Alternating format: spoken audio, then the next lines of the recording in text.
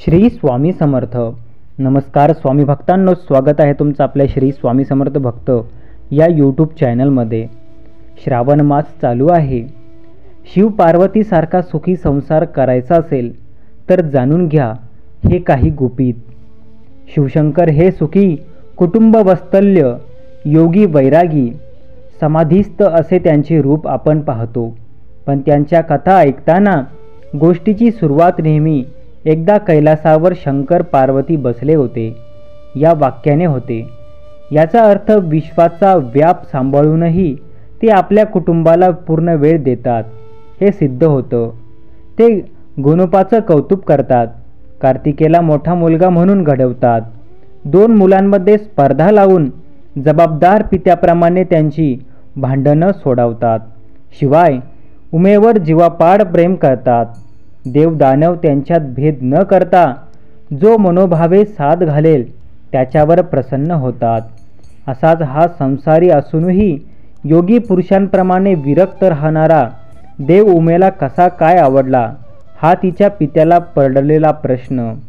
विष्णूकडचं स्थळ सांगून आलेलं असताना, वैभव लक्ष्मीचं सुख पायाशी लोळण घेत असताना पार्वतीला हा स्मशानपती का आवडावला हे न उमगडलेलं कोडं त्यावर उमाही निरुत्तर प्रेम शब्दात सांगतात आलं तर असतं काय हवं होतं.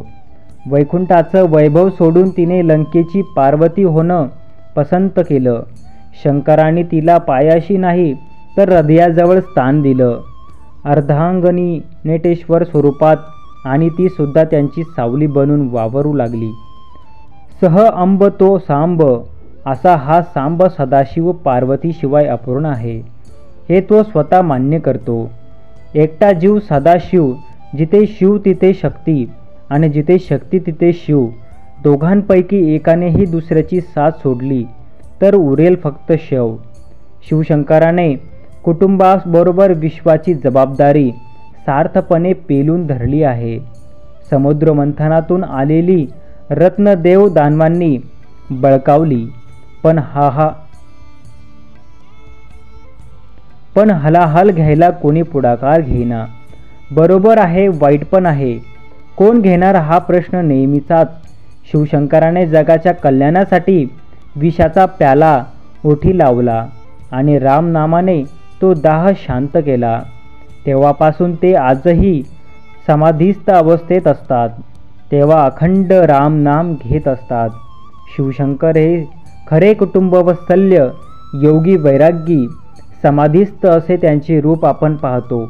पण त्यांच्या कथा ऐकताना गोष्टीची सुरुवात नेहमी एकदा कैलासावर शंकर पार्वती बसले होते या वाक्याने होते. याचा अर्थ विश्वाप व्याप सांभाळूनही ते आपल्या कुटुंबाला पूर्ण वेळ देतात हे सिद्ध होतं. स्वामी भक्तांनो, असा महादेवाचा आदर्श समोर ठेवून आपणही संसाराचा तोल सांभाळला आणि जोडीदाराला समतेने वागणूक दिली तर घरात आनंद, शांती, समाधान नित्य राहील. तर व्हिडिओ आवडला असेल तर चॅनलला सबस्क्राईब करा आणि कमेंट बॉक्समध्ये हर हर महादेव, श्री स्वामी समर्थ असे टाईप करा. धन्यवाद.